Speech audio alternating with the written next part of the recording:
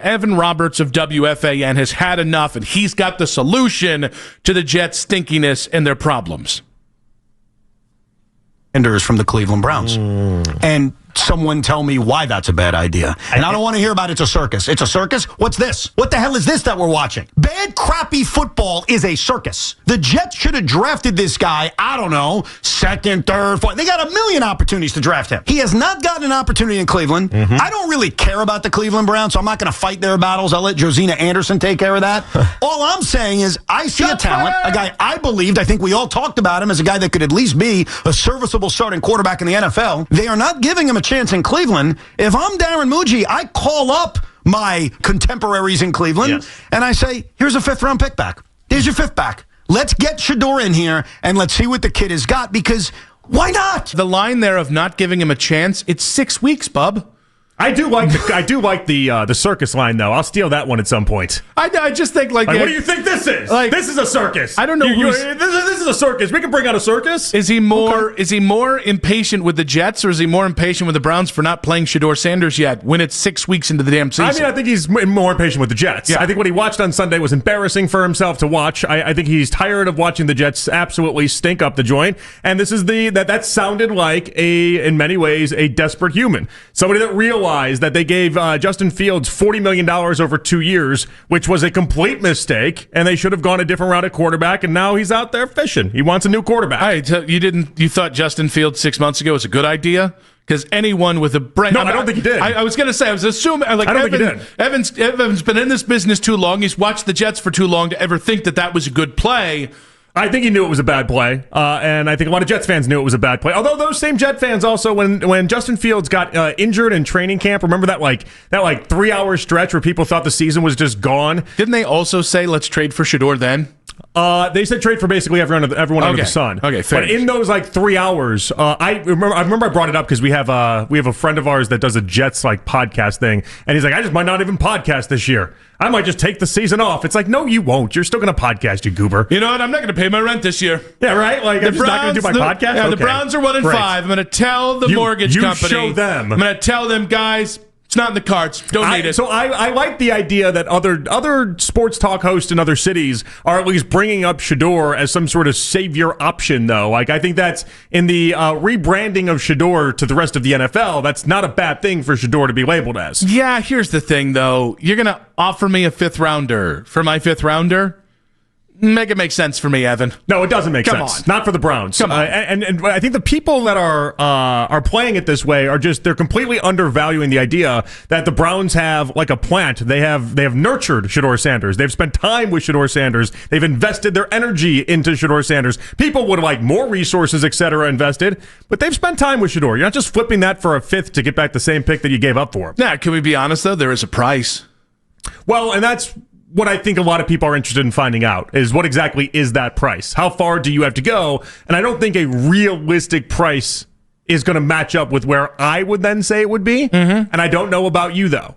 I don't know about you because I don't know. Realistically, no one's offering anything better than a second for Shedeur Sanders. Mm-hmm. We can agree. Yeah. There's a third round pick get it done. Oh, wait, you said no more than a second? Second or first or anything else in between. Yeah. That's not happening. You're not getting anything in round. I definitely not think you're getting a first. Yeah. Wait, you think there's a second out there? I'm saying if you want Shedeur Sanders, you better come correct. No, but I don't think anybody's going to do. I don't think realistically anybody's going to come and offer a second round pick for Shedeur Sanders. Then he stays in Cleveland, burn in hell. Hey, I'm cool with that option. I'm good with that. I mean, think about what you're giving up if you give up Shedeur. And if you're Stefanski, you are very upset at that development because Shedeur is essentially, he could be his get-out-of-jail-free card when it's all said and done. Oh, I don't even think Kevin thinks like that. I think Kevin would rather get fired than play Shedeur at this point. That's the way it feels. I'm not saying that's definitively what it is, but I'm not doing charity work here. I'm not doing charity work for Shedeur Sanders, and by the way, he doesn't need it, and I'm sure as hell not doing it for the Jets. You could have drafted him in the second, third, fourth, and I think their fifth was ahead of where you drafted Shedeur in the fifth. So no, get bent. Make me a real offer. You got to pay the price. Yeah. So a third, if we had talked about this a month ago, okay, maybe it would have been a third. Now, no, it's a second. And or a third and something. So he keeps adding value despite not actually seeing the field. No. The Jets keep adding desperation. So the Jets, right now, year one of Aaron Glenn. Because if you're Aaron Glenn, right now you're looking at it and saying, if I don't do something, I'm fired. Yeah. At this point, he can't play out the rest of the season with Justin Fields and expect to keep his job. Or you've put yourself such behind the eight ball that you'll be Brian Callahan next year. So I think it just makes sense. Like, listen, I don't really want to trade Shedeur. I'd like to see him play for the Browns this year, and it feels like it might happen quicker than we even realized before Dillon Gabriel took over. But, yeah, I mean, listen, everybody but Miles has a price. You can't trade Miles now because of the contract and because you had the opportunity to take the PR hit. You cannot do it now.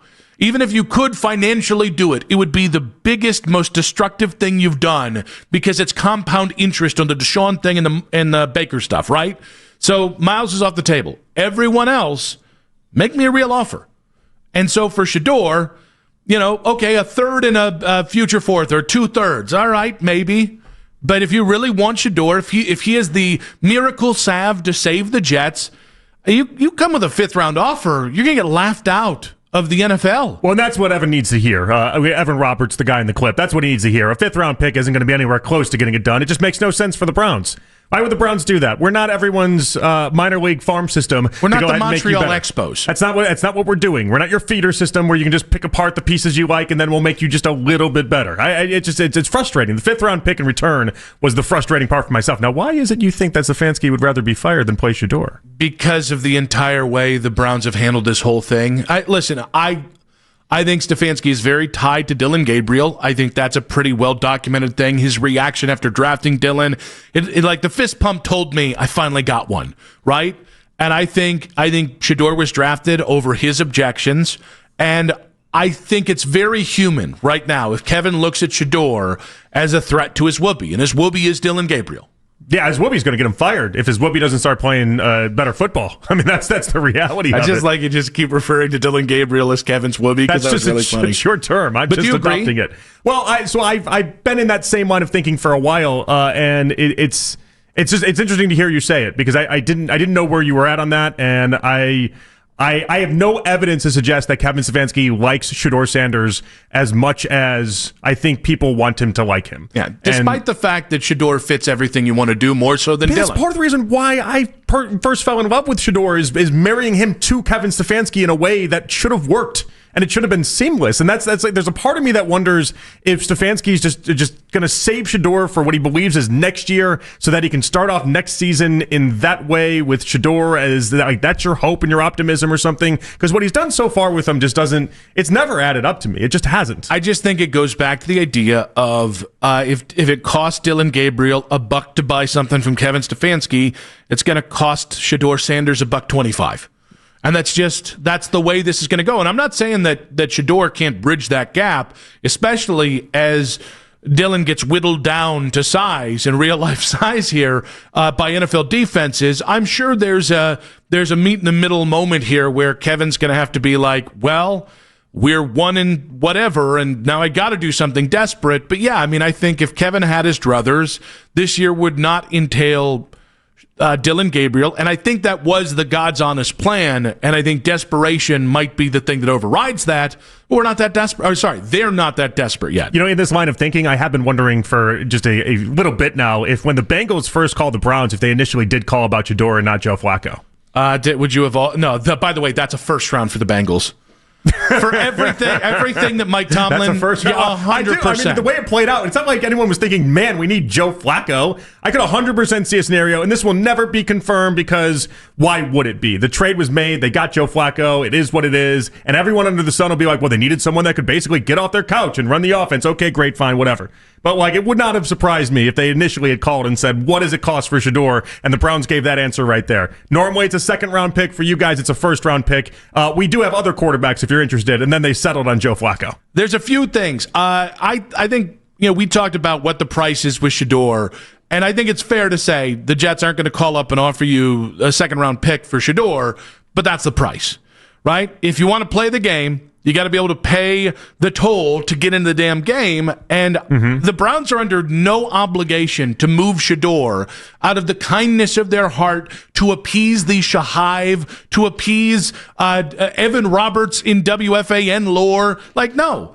If you want to play the game, this is the cost. But here's the thing. There is a statute of limitations on this offer. If you're serious, this offer expires the second Shedeur hits the damn field. Because after that, there's no trading Shedeur. It also is coincidentally the time where his value could take a huge drop because of what he'll be playing around. But no, that's the only time Shedeur, if they play him and trade him, I'd be furious.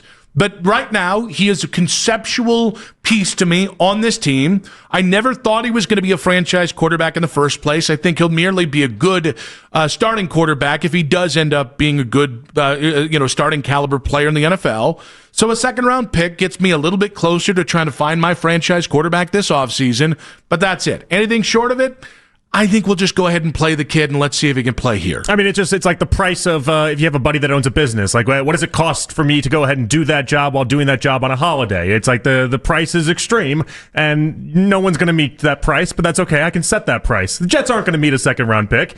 And the but deal, you can imagine if they did. They're not going to. They're not going to. Do you not want them to, or do you think they won't? I think they won't. I'm telling you, I think they won't. Would you be mad if the Browns got a second-round pick for Shedeur? No, I think a second-round pick. I think you're happy with that overall. Second-round pick's a big deal. We might have to bring back the laser eyes meme if that does happen. Second-round pick is a big deal. That's why I feel even foolish being like, yeah, I'd be happy with that, because the reality is it's just I'd also be happy winning the Powerball tomorrow, too. It doesn't seem like that's very likely. I also think, we're talking in a world of hypotheticals that are never going to play out. Whoa. Well, not for you. I have to start playing the Powerball is the problem. You play the Powerball. You have a chance. I don't even play the Powerball. And I'll just be sitting here wiping my brow with $100 bills. I want to start playing the Powerball. And honestly, doesn't seem like you do. The idea of winning the Powerball, the funny part to me, it wouldn't be winning $500 million. That would be enjoyable. That would be the icing on the cake. It would be the idea that it was so close to you. That's fair. This has been that's fair. You feel like your life's quest is to win the Powerball. I don't think it's life's quest, but it's a side quest for sure. I mean, you put importance on it in a way that I feel like just being so close to it and me winning it would be really funny to me. I would definitely, alter my opinion on life and like the point of it. I think it might shape your worldview if I wanted. It's funny. I've heard this fear from Browns fans of I can't trade him until we see what we have. It's like, well, that's not really how this would work. It's like listen, could I tell you definitively that if somebody came along and gave you a decent offer for Shedeur, that there wouldn't be a little bit of, ooh, okay, but what if he's good elsewhere? But I think what minimizes the, I think, irrational fear that we have anytime we make a trade for anyone is, well, yeah, okay, might not have been that here given the circumstances. And two, I think there is a ceiling on Shedeur. So that's why there is a price on Shedeur. If I thought Shedeur could be Mahomes or a top 5 quarterback, if I thought he had that kind of ceiling, well, then there would be no price I would put on Shedeur. A couple things. Right now, his value, I feel like, is as high as we're going to see it because he's like those, at stadiums now, they're doing like those mystery baseballs that are signed, and it's like $30. But like the appeal of it isn't that you're going to get a baseball signed by Albert Pujols. You're probably going to end up with a baseball signed by nobody you ever knew, but it's worth, way less than $30. That is Shedeur in a nutshell right now. He's a mystery grab bag to NFL teams. He's Will Brennan or he's Albert Pujols. Who the hell knows? His value is there. That's the idea. His value is in the mystery grab bag portion of this right now. And yeah, do I feel like he could help out a team? Sure. Do I feel like Shedeur Sanders fans want him away from the Browns? Yeah, because I hear from them all the time about how they want him away from the Browns right now. And so if another team came and they were to pony up the price, sure. But they're not going to pony up the price here. Now, here's the thing. Be careful what you ask for, Shedeur fans. I get it. I'm not here to sell you anything in the Cleveland Browns. Not a great organization. Very just... I don't have a lot of nice things to say about what's been going on. Shedeur will be looked at as a little bit of a folk hero around Cleveland if he goes from a 5th-round pick to then you able to get a 2nd-round pick for him. Like then the value on Shedeur is immense to Cleveland Browns fans because you're able to get a 2nd-round pick for a 5th-round value until he becomes a really good player in New York. I digress. But here's the thing. But that's on Andrew Berry's hands. You might, if in this hypothetical, which it is a hypothetical, you would be trading him to the one organization in sports that might be worse than the Cleveland Browns. Yeah, Jets stink. Yeah. Well, and by the way, Woody Johnson makes Jimmy Haslam look like a Rooney member. Family member. I keep saying Rooney member. I don't think it's an accident that Aaron Rodgers looked like he forgot how to play football for 2 years, and now all of a sudden in Pittsburgh seems like he can do it again. Yeah. That's what he's entering. He's entering. But again, right now, I think Shedeur Sanders fans would make the argument that the Browns are not in the best of positions either to go ahead and have him set up for success. But the reality is for Shedeur right now, you are left with the table scraps. Like one thing I like about Shedeur so much is I feel like he can rise above a lot of really bad situations. It's part of what I like about him with the Cleveland Browns. I feel like there's a few players out there coming out of college where I feel like they can just turn really crappy situations into gold. And I feel like Shedeur is one of those people. So I feel like he'd still have an opportunity to overcome, but it's not great here. It's not great in New York.